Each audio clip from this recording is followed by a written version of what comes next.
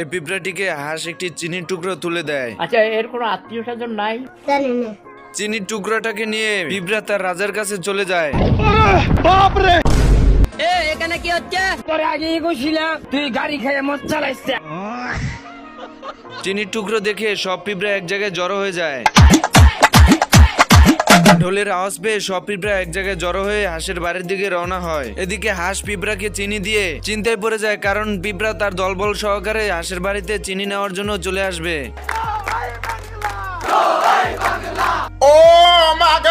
এরপর হাঁস দৌড়ে গিয়ে তার ঘরের দরজা জানালা সবকিছু আটকিয়ে দেয়, যাতে পিঁপড়ার দল তার ঘরে কোনোভাবেই প্রবেশ করতে না পারে।